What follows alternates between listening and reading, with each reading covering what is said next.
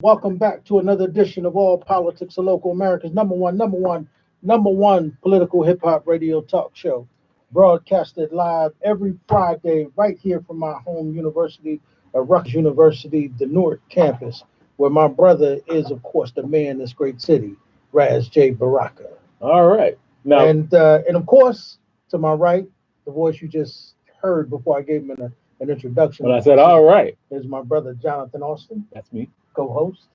And then, of course, the brother that's in the back of me, everything you going to hear that got something to do with music, of course, is going to be my brother, DJ Ryan. Who's the best up? DJ in the entire universe? Peace, was good. All right. And then everything y'all going to see live coming from the studio on YouTube, Facebook, and Periscope is going to be done by the three African brothers that stand behind me, straight from the motherland with no chaser. So that's going to be live. But before we get started, obviously, of course, we need to give you the disclaimer. All Politics of Local is purely a community radio production, and the ideas and programming does not in any manner reflect the views or positions of Rutgers University Newark. So, of course, y'all know if it is the second Friday, y'all know it is The Vote, which is co-hosted by three of the smartest people in politics.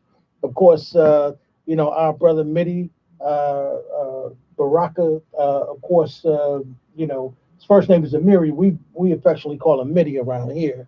And we're expecting him to walk in the building in any minute.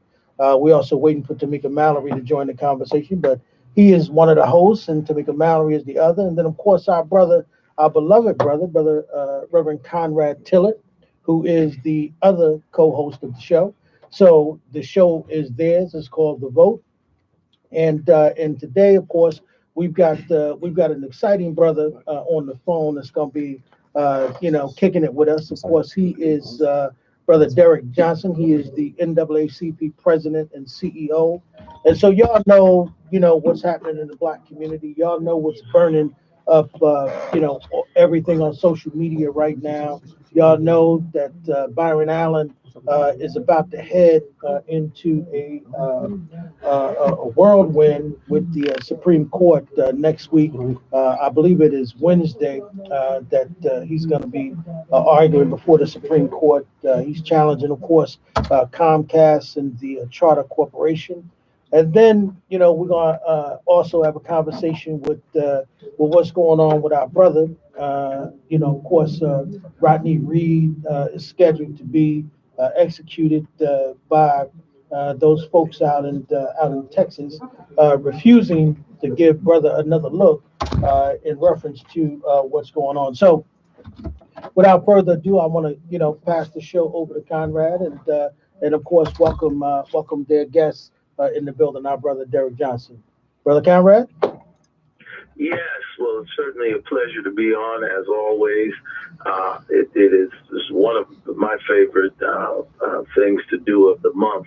Talk to you brothers and the sisters over there and speak to the great people of the city of Newark, New Jersey. So it's my pleasure, and certainly I'm a long admirer of His Excellency, the head of the NAACP.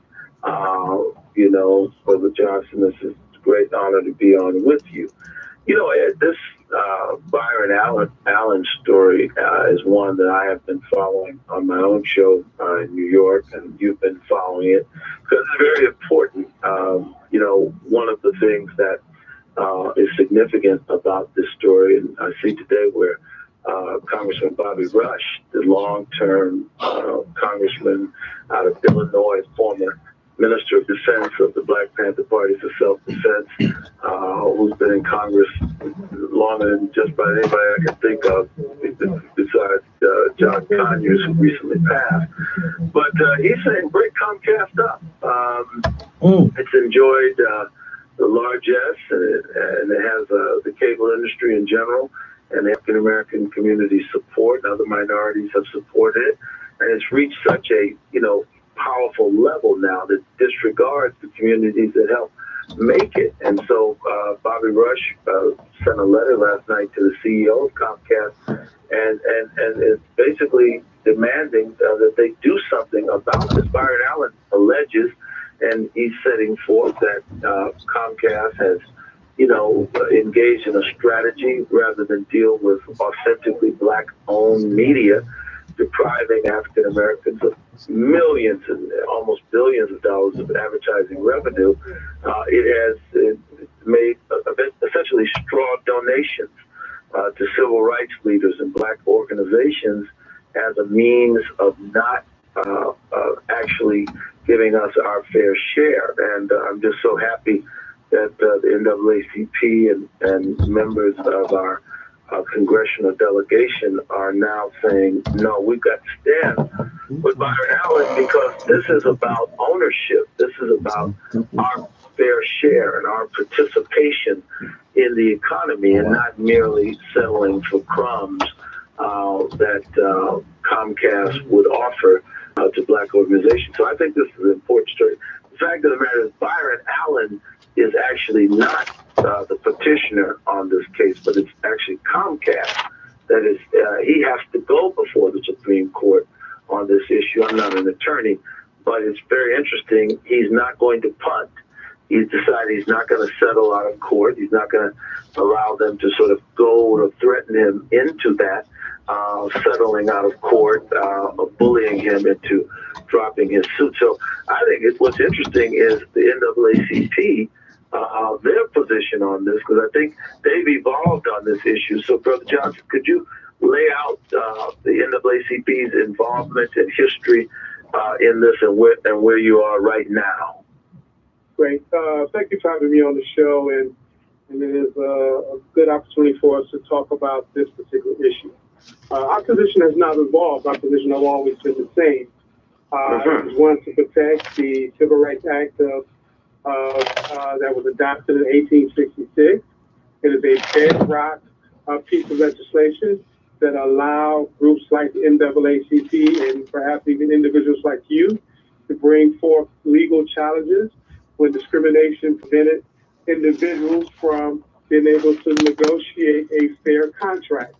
But before the Supreme Court today far supersedes the underlying case for Byran Allen and Comcast, and it goes directly to the heart of what we will be able to do as a society, as an organization, as individuals, African Americans, when we identify clearly that discrimination was a primary factor in awarding contracts and employment. So our position has not evolved. We've always been in this place. But let us also be clear, in this back and forth between Byran Allen and Comcast, we've been on the opposite side of both. Byran Allen actually sued us. Right. So Byran Allen sued the NAACP? Oh, absolutely. Sued Al Sharpton and the NAACP. That's why I didn't understand. So could you clarify that for us? Because initially, my understanding was that the NAACP and Sharpton and other organizations was who he was suing. But now I've been reading as of late that the NAACP strongly stands, as you just outlined, to the civil rights statute. In some of this, we have to decouple. Byran Allen has been successful as a business person, as we would want to see any African American stand up and be strong. Comcast is in the business of generating profit, and both of them are in a game of playing a game of chicken with our future. At the end of the day, when you use this act in the middle of this type of dispute, it becomes a problem. Comcast is the one that filed an appeal to try to weaken the act so they can strengthen their position in the underlying case and controversy with Byran Allen. That's something that should not be acceptable. In NAACP, we are not bought by a corporation. Therefore, we are very clear about our opposition to Comcast's position in this case. While at the exact same time, we're very clear that African Americans should be provided with a fair opportunity to participate in this economy, particularly in the space of being able to shape our narrative in broadcast media. What can happen out of this, no matter what the outcome of the underlying case, it could cause irreparable harm to our ability as a community to bring forth racial discrimination cases successfully. And what Comcast is doing in their argument is asking this Supreme Court, an extremely conservative Supreme Court, or the Supreme Court that you and I probably know very clearly is not in our favor, is to weaken the act, and the irreparable harm that comes out of that will cause our community and future generations a disproportionate impact on negotiating contracts. This is the only remaining act that came directly out of the Civil War and Reconstruction. Yes, I mean, this is the difficulty in this is that you have an African American business person who has sought relief, not in this forum, but he has said, which seems to be consistent with what people like Maynard Jackson said throughout their career, people like Reverend Jesse L. Jackson, people like Marion Barry, that we must have inclusion, we must share, we must be able to participate in the economy. So I guess when Byran Allen initially brought action against Comcast, he certainly could never have envisioned Comcast basically playing this trump card and going, trying to overturn this, as you said, this bedrock civil rights, landmark civil rights case. But let me ask you a question. So he's almost in a position where either he appears before the Supreme Court and continues to make that claim, or they would have essentially run him off the road in a game of chicken if he says, okay, the stakes are too high, I will not go forth. Is there another option? It's almost like saying to a woman who has been raped, if you come out against Harvey Weinstein, you will destroy the legacy in Hollywood. You should be quiet. Is there a third? Is there a third option? Because I want to be fair, because I'm not sure that there isn't. But if there isn't, what should he do, and what can he do since Comcast has taken it there? Well, Byran should assert his claim as he's been doing. But what's happening is this case was decided in his favor with the Ninth Circuit. Comcast decided to file on a procedural question. In their complaint, they're asking the Supreme Court to use a standard which would essentially weaken the act. Comcast still simply fought the case on its merit in the district court, or they could have entered into a conversation with Byran Allen to settle the matter, just as AT&T settled the matter with Comcast. All of this stems from these large companies seeking mergers and acquisitions. And in the agreement for the merger and acquisitions with SVP, they made certain commitments of diversity and inclusion. And in Comcast's decision of diversity and inclusion, they did not select Byran Allen's company as one of the companies. They selected. Well, did they? But let me just parenthetically, can I just add this? I don't want it to get too far afield. Now I'll be quiet and let you finish. But did they support any black-owned media? Did they do buys with black-owned media? Absolutely. I would say they brought on board TV One, which is a black-owned media company, Revolt TV, P. Diddy's company, and a few others. So, Magic Johnson. Yes, can you hear me? Yeah. Yes. Can you hear me? Yeah. Yes, we can. Okay.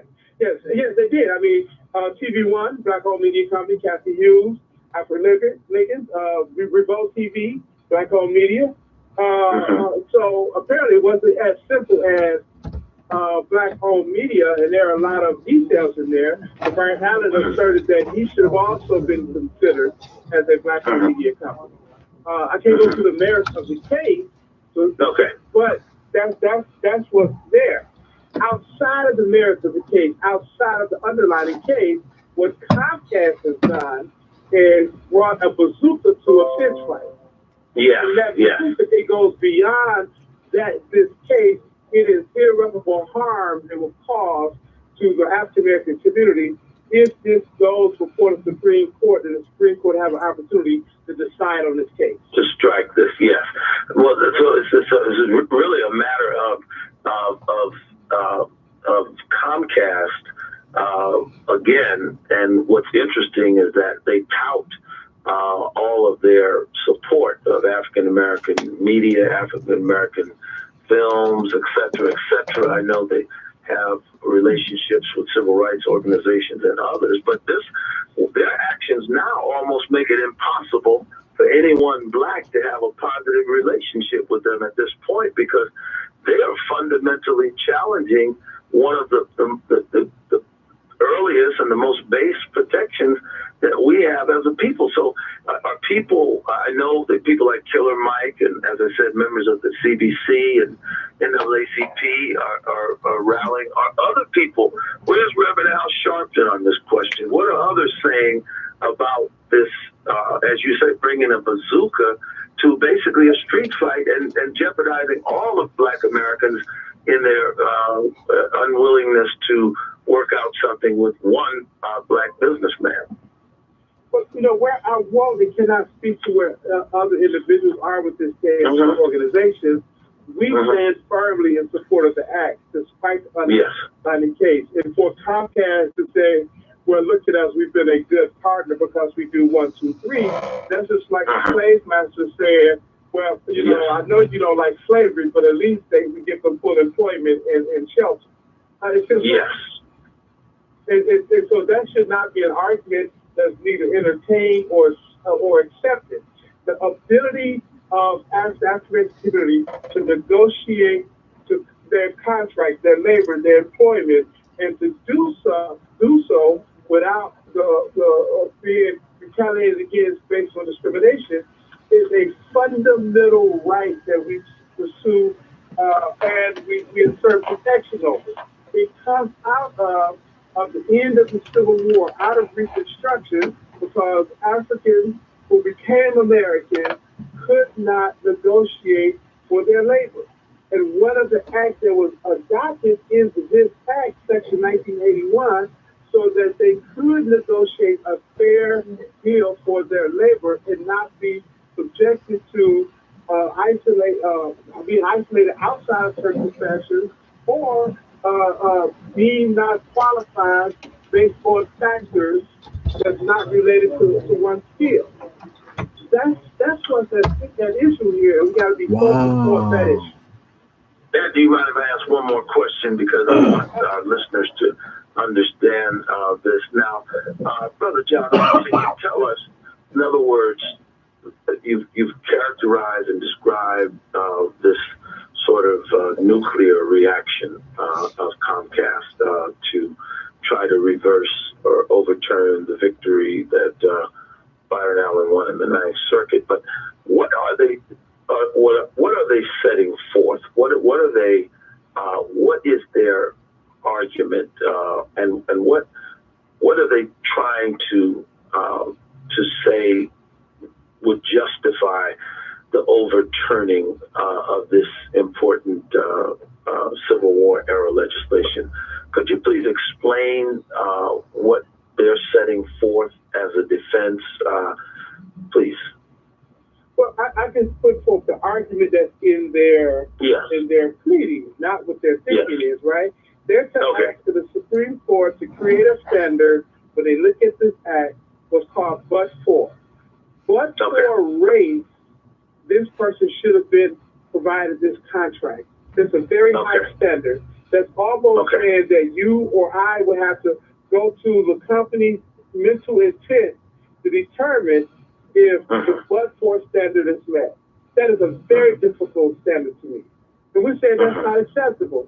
And then when you overlay that with the fact that the Trump administration has also submitted a brief supporting that proposition, and you look at the makeup of this Supreme Court, we are creating an opportunity to destroy the validity of the act, because it'll make it far too difficult for any of us to assert discrimination in a legal setting and be successful. In other words, in order to discrimination, we would literally have to say we would literally have to find a document that said I hate black people, and I did not give him the job because he was black. That's clear. That's almost impossible. Yeah. But that's the standard. Like you would have to literally, they would have to in writing say, I don't like black people, and write it down. You have to be so clear and convincing. Something in writing, recorded statement made. You know, it is almost an absolute standard. It's a barrier that's too high for anyone to prove, to show that racial discrimination was in fact the sole reason one did not receive benefit of the opportunity. Let me add some context to it, right? So it's I'm reading. It says the Supreme Court justices will decide whether or not a company's decision to not award a contract or job to an African American or any person of color could be 99% based on a reason of race and only 1% based on a lack of sufficient experience in the industry. What Comcast is proposing could leave those impacted with no legal remedy to pursue. That is absolutely outrageous. Yep. I can walk in the door, I can be eminently qualified, not receive the contract, lose it to someone with no qualification, and unless I can prove the only reason why I didn't get the contract was based on my race as a black male, then they can deny me the opportunity. Now let me ask you this question. If you don't mind, this begs the question: does that statute at all apply to women? Does it apply to national origin? Does it apply to sexual preference, or does it narrowly apply to race? Well, very few of our statutes narrowly apply to race. Right. So, you know, it's a discrimination statute. So this would have implications for across the board. Across the board. Across the board. It is a bedrock statute that has been used for years to combat racial discrimination in contracts. And the standard that we want, like what is that? Like you just explained it, but what because the one that they're trying to do is way too high. What is the one that normally is done? Like what is the normal standard? Race is a factor. You can look at mitigating circumstances to show that when you look at all of the surrounding circumstances, African American more qualified, African American more experienced, African American 1, 2, 3, and they still get the job, then it will show that race has to be the factor that excludes the individual from receiving the job. I walk in the room, I'm the most qualified person in the room, I have the most experience, I have the most educational training and background, and I'm up against someone with less experience, less training background, fewer years in the industry, and they get the job but I don't. Then the company got to prove and justify why is it, or how could you pick this person over someone who is way more qualified if race wasn't the factor. So basically an objective, reasonable comparison that, hey, of all things considered, why did you give it to the white guy? That's right. That's our standard right now. Right. And that's what we use right now as a standard in legal discrimination cases. That's right. And wow, because that really would make it impossible to prove any discrimination anywhere. And it really would legally set us back like before Reconstruction. 150-year setback. Like, and it's not an exaggeration. You're like, oh, you set back generations. No, you've been set back generations. 150-year setback. Yeah, it's some believe this case could possibly open the floodgates for people of color, or it could slam the door on a 150-year-old law that has provided federal protection from systematic racism in business. You're talking about the lack of black contractors on construction sites.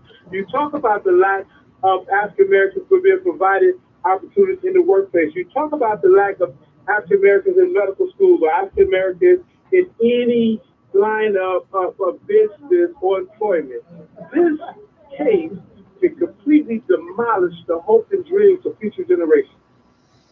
Well, now, since the stakes are so high, Brother Johnson, and we are in an election year, I don't have to tell you, because of the NAACP's storied role in fighting for the rights of African Americans to vote, I don't have to tell you that the last several elections, or actually for the last 30 years or 40 years, since 1960, the blacks have essentially given the Democrats almost 98% of a vote. And one would think, with the stakes so high in a presidential year, when it's already been established that no Democrat could even hope to win a general election without the most solid base that the Democrats have, African Americans, what is Bernie saying? What is Elizabeth Warren saying? What is Joe Biden saying about these? And of course, again, I know I don't want to put you on the spot. Certainly, Reverend Al Sharpton should be speaking for himself, and I don't know his position. I don't presume that he's not on this, but I think it's important that people of his profile, in other words, if your job is to fight for black folks, certainly this is important. I know he met with Mark Zucker this week. I think it was Mark Zucker, but this is an important case. Seems to me we need all hands on deck, including our partners in the Democrat Party that rely so heavily on our support in order to achieve their aims. What are they saying, some of these candidates? Well, I commend Senator Kamala Harris and Cory Booker for stepping up.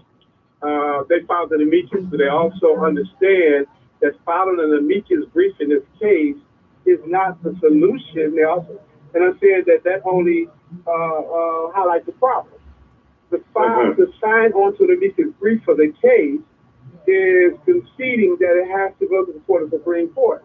Our position is, we signed the amicus, we're part of that, but we're saying it shouldn't go before the Supreme Court. Going before the Supreme Court is a defeat. Because once this court receives the argument and they deliberate, they have complete and full discretion on the decision they make. That means that our position is, Comcast, this should not go before the Supreme Court. And because you take it before the Supreme Court, you become an enemy of the African American community, because you set up a scenario where you cause irreparable harm to future generations to fully engage and participate in this economy. Right. I'm so glad you use that phraseology, because this is one of those line in the sand that we have to draw. The stakes are so high, as you have so eloquently laid out, not only to us today, but for future generations going back to the Civil War. And we rarely give litmus tests to anyone, and we rarely take a position as strenuous as the one you just said. But I don't see, and I know Comcast executives, I know people who engage Comcast. I don't see how we can have it both ways. I think you're right. You either withdraw. Is that the maneuver? Procedurally, what are we asking Comcast to do, and what 11th hour sort of maneuver could stop this from getting before this court? Between the times the case was argued on Wednesday and final decision, this case should be withdrawn from in front of their consideration. Now, it's up to Comcast and all the parties involved to figure out how best to do that. But our future as African Americans should not be put in this game of chicken. It would seem to me, Brother Johnson, that somehow we should have waged some kind of political war with Comcast to get them to withdraw this by threatening to turn off our cable or something. I mean, because we're already not using it. I think we're there. To understand the timeline for filing the brief was in September. And when people realized what was filed, that's why you're slowly having this escalation of folks saying, wait a minute, there's a problem here. Because no one expected that any corporation in this day would take this hardline position on an act like this, especially a company like Comcast. And so now you're finally getting people to understand the true stakes on the table and begin to respond and react to it. You know, you had some people say, well, you got to go to Tamika's free. That's not the solution here. The solution is the case needs to be removed from consideration of the Supreme Court. If any argument is made before the Supreme Court on this act, that opens the door for the Supreme Court to get full discretion over the outcome. But Argument in front of the Supreme Court, because once you open the door of the act, the Supreme Court can take their argument and open up as broad as they want. Right. But that's the Supreme Court. But isn't the door to some extent already open? In that even though it's not even like, isn't the door already open that if it's not this, it could simply be somebody else in some other organization now that this act is targeted? I think that even if it goes away right now, I think that there's some like Trump racists, some people who want to push back on civil rights will just find another test case. What does it understand? Every piece of progressive legislation or law that advances the cause of Black folks in this country is always subject to be under attack. Right. So we shouldn't even get distracted with that reality, because we have to fight some level of attack year in and year out, whether it's political, economic, or legal. Right now in front of us is what's the target, and it is this act, which would allow us the ability to fully participate in the economy. And if things go awry, it really hampers our ability in the future. Right. Let me add some more context on that before we move on. It says the Civil Rights Act of 1866 was enacted during Reconstruction for the specific purpose of ensuring that newly freed African Americans could enjoy all of the civil and economic liberties of freedom. In particular, Section 1981 of the Act prohibits discrimination on the basis of race, color, and ethnicity when making and enforcing contracts. Think about where we are, brothers, at this particular point in America. I mean, we don't have parity as it is. And if the mere fact of legislation that's been on the books since 1866 is now being threatened, I mean, and Black folk aren't upset to the point where we're all unplugging this damn cable, but we running and getting in line and banging up ourselves with damn chicken. I mean, what is wrong with us, man? Have we lost our damn minds? Maybe we're just hungry. Much of this is about education and understanding, because the issue is so convoluted that folks didn't realize until now what's really at stake. That is true. And that's where we are. Because I didn't fully understand it until a couple of days ago. Like I didn't people were like, "Oh, Comcast, Byran Allen," and you've read a bunch of stuff on Twitter about Comcast, Byran Allen, but you had to really read a bunch of pieces to be like, "Oh, there was a Civil Rights Act of 1866 for real." I remember 1964. I read about the 1965 Voting Rights Act.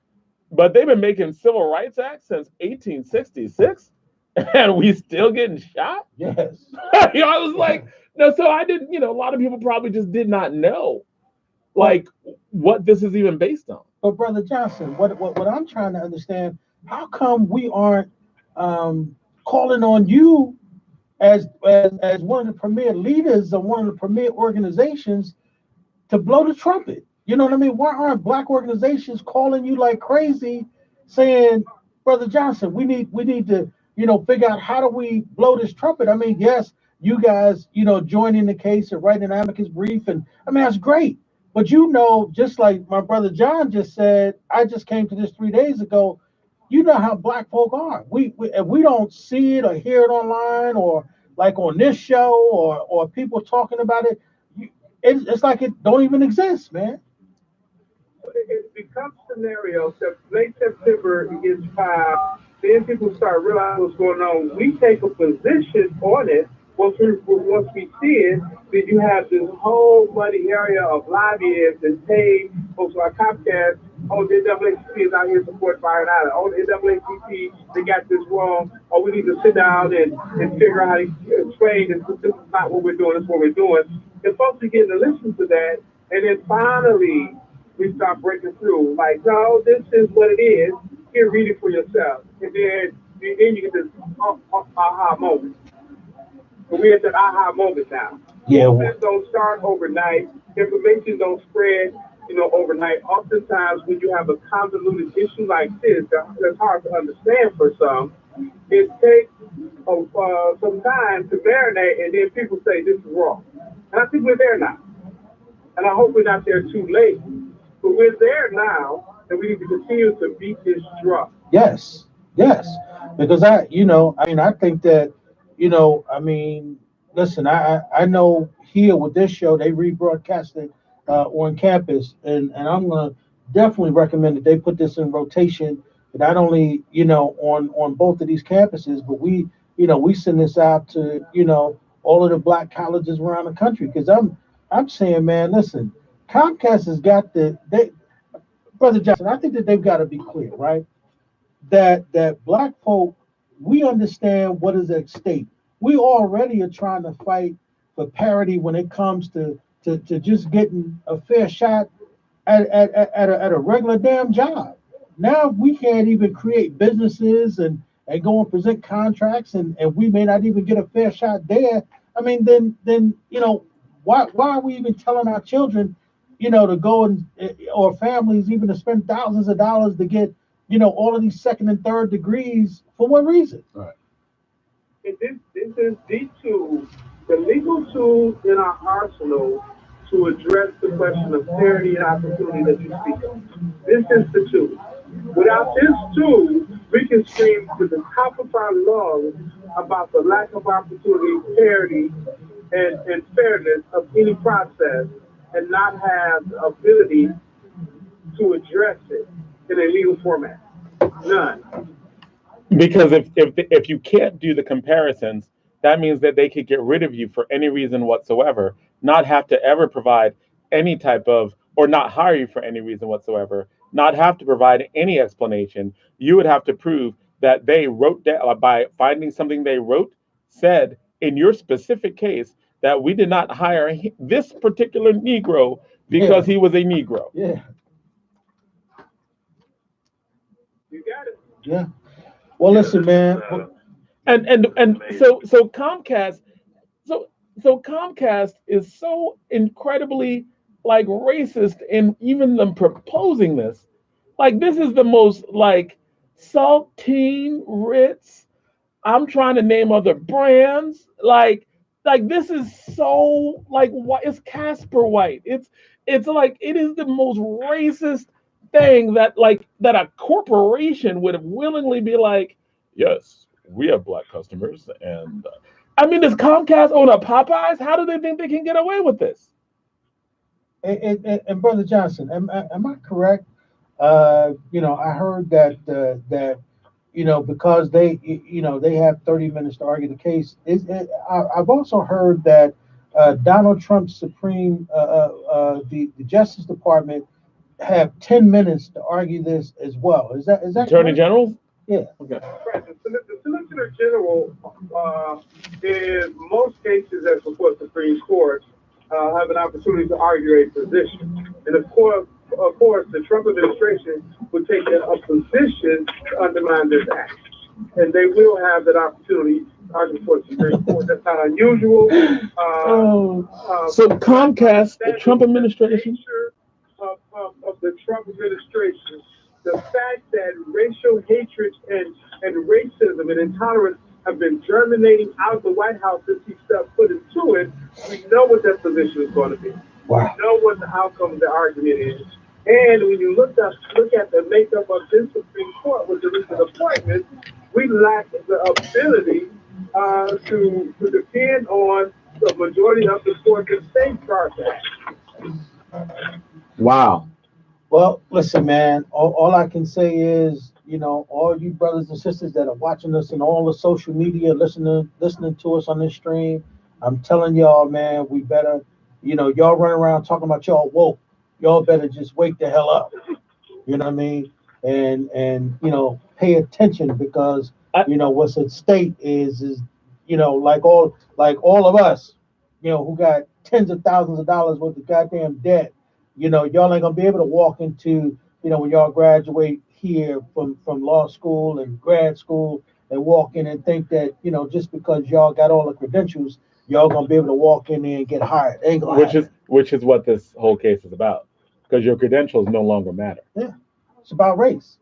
So listen, man, we need to flip the script before Brother Johnson has to pull out, and I just want to get to this case as it relates to our brother, Brother Rodney Reed, out in Texas. There's a petition that has been drawn over by millions of signatures by celebrities, in regards to this brother who's been in jail since 1996, right, for a rape and murder. And now there's been evidence that has come forth that suggests that this brother may even be innocent. He's not denying that he had a relationship with this particular woman, but there's evidence that has come forth that says that that he didn't commit the crime. And so now, we up against the clock because I think the 20th, they're threatening to execute this brother.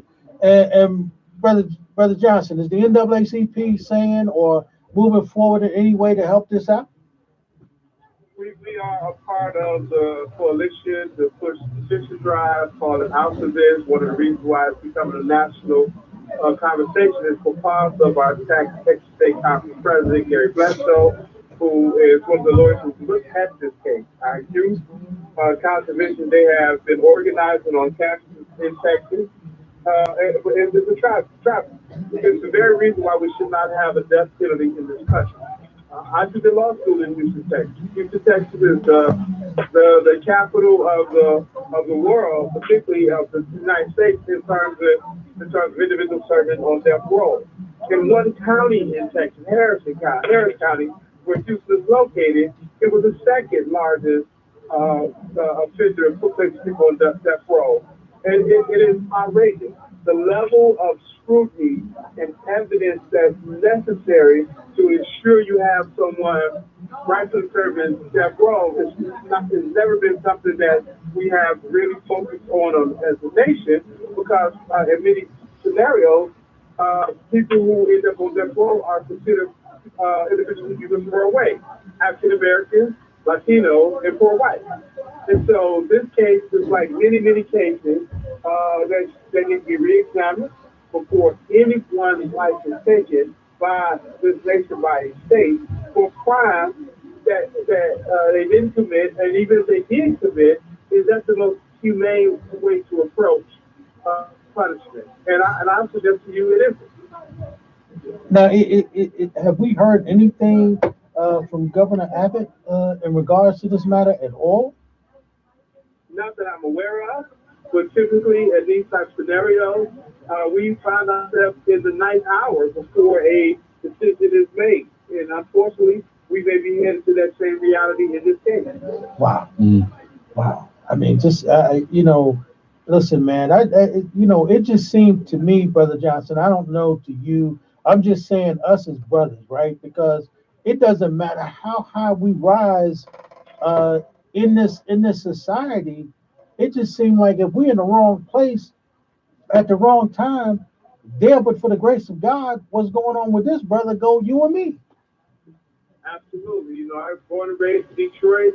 I see that reality all the time, but also our history tells us freedom is a constant struggle. And we got to continue to fight. And as we fight, we will win, but it doesn't mean we're going to win tomorrow. That means the fight is ongoing.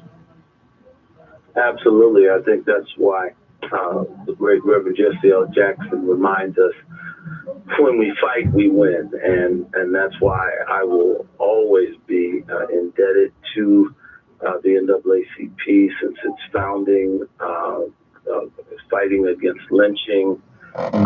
People like Du Bois and others who have been a part of this great organization have fought, and I pray that Brother Johnson and those of you have some good friends, Scott Esdell in Connecticut and Rodney Muhammad in Philadelphia and L. Joy in Brooklyn. I mean, I have some good friends that are leaders, and of course Mother Hazel Duke. So I put a lot of faith in the NAACP and the church.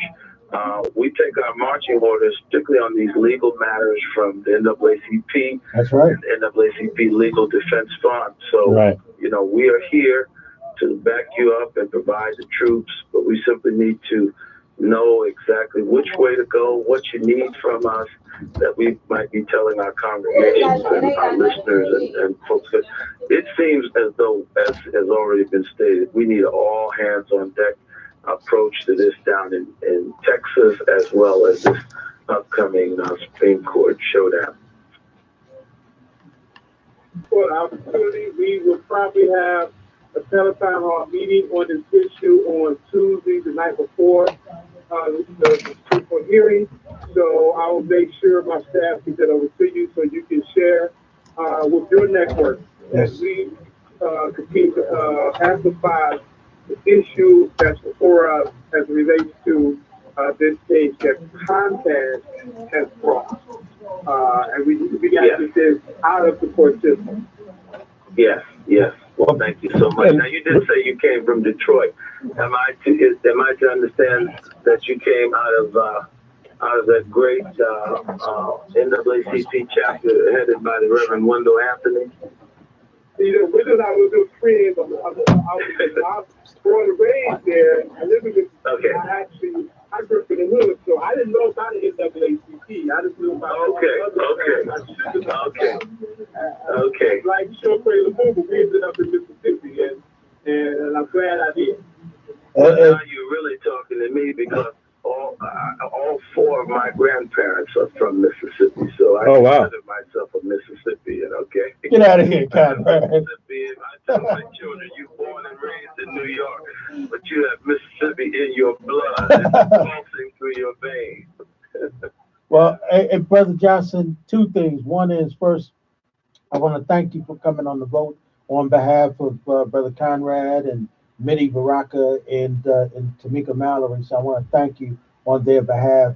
Of course, they perhaps got tied up, with things they were involved in. But I know they would want me to say thank you to you. And then John Austin has something he wants to say. Oh, yeah. I just want to say thank you for the NAACP and especially for Crisis Magazine. I remember reading some of the first years of that. There was an archive of them back when I was in college, and they were all bound. And I remember spending like days just reading all the Crisis magazines and how powerful they were when they were talking about lynchings under a section called crime, and just powerful, life-changing. And thank you so much for taking the lead of this very powerful, very important organization. Thank you all for the opportunity, and I look forward to joining you again. Hey, man, anytime you want to come on the show, man, remember, it's an open door policy for you, my brother. Just hit us up and come through. But we do have a question, because, and all politics are local. This is the first time you were on our show. So, who is your favorite hip-hop artist, individual or group? You said who? Okay. You said who? Okay, all right. Yeah. You know, Rakim would like that right now. He's on a world tour right now. Yes, he is. There's no one who can flow like him. Well, my brother, I appreciate that, man. We thank you for coming on the show, brother. Thank you all so much. All right, brother. And God bless you. It's always a pleasure. Now, Conrad, don't go nowhere. I still want to get at you with something. We just want to let our guests go. Okay. Sure. Thank you, Brother Johnson. Hey, Brother Conrad. So I gotta ask you this question, man. So did you see the Eddie Levert thing that I sent you? Did you get a chance to look at it? You said Eddie Levert. I did get a chance to see it, and you did. Several people, raised the irony and the tragedy. And, certainly I join that. I mean, I see things every day.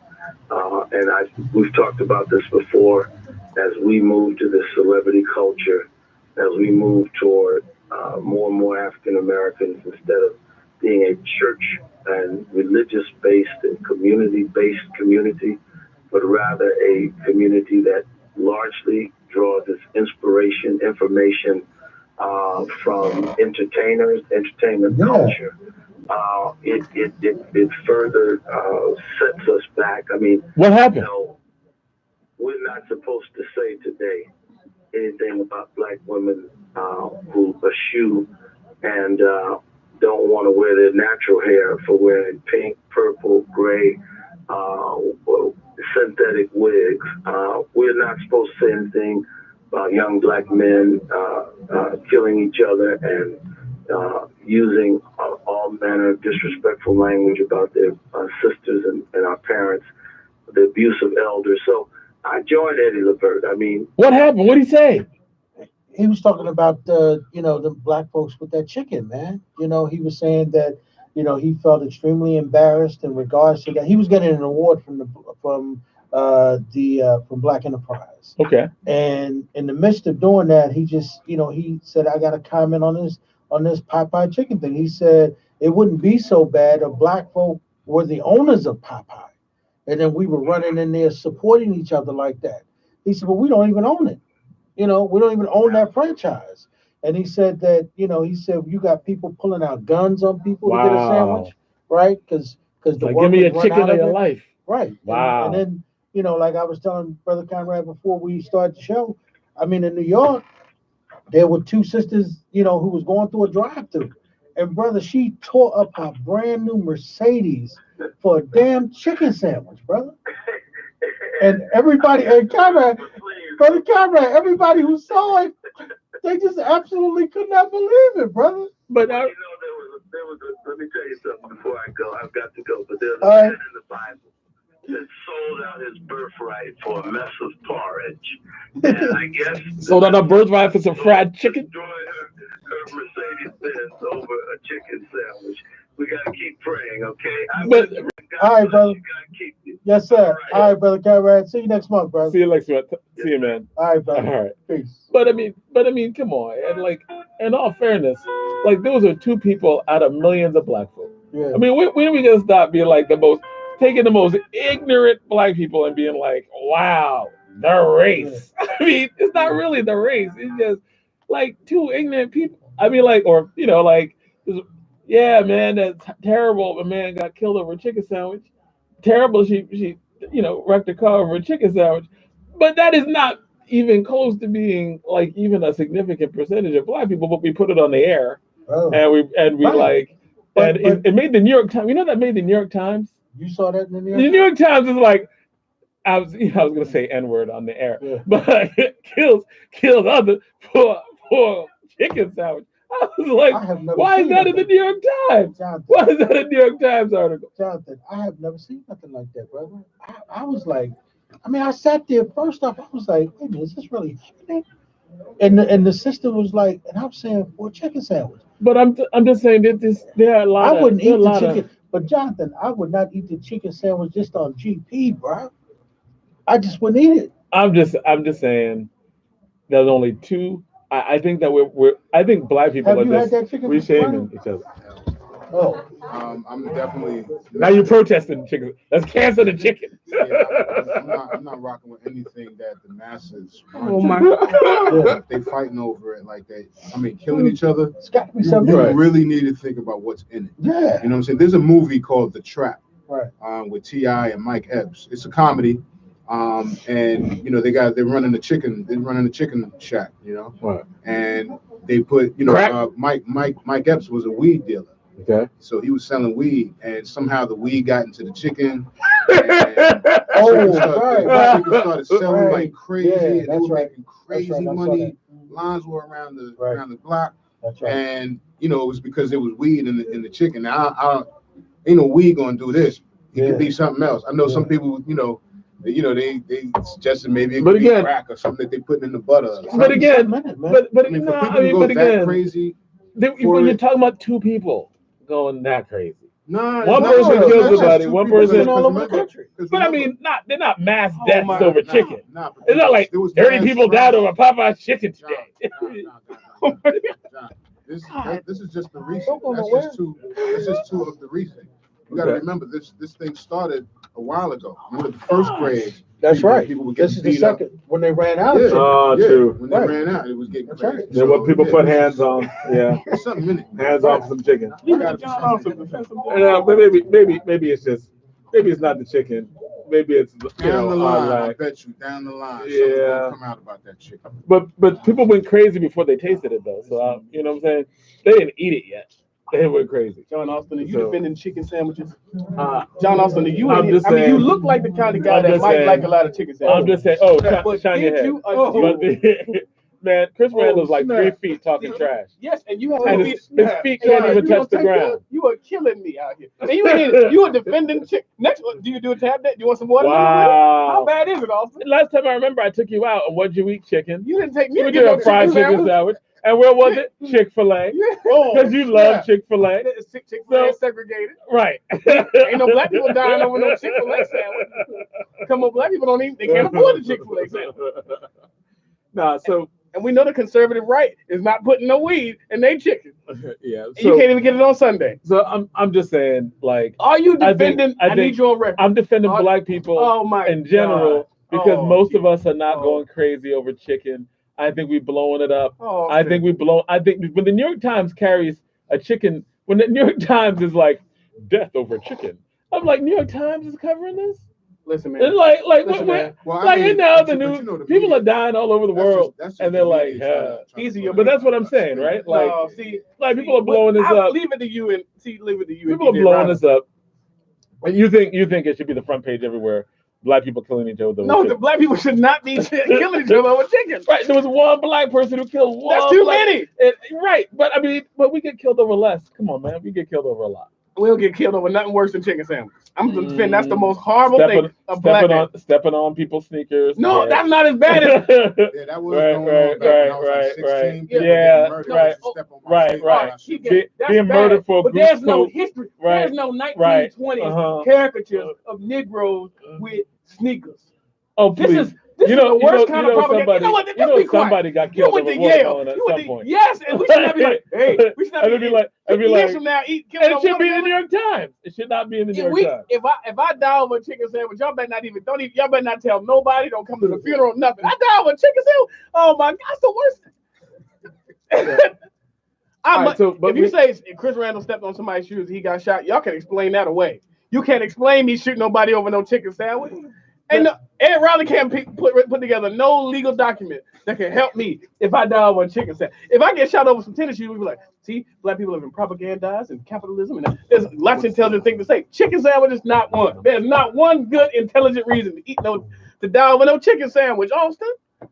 Okay, so now you're saying that like I'm justifying a reason sounds to die like- over a chicken. You sound like Like the chicken was Austin, that good and it's like a potential Oh my death. God. No. But Like that I was think the point that Eddie Levert was trying to make, was that it's just embarrassing, man.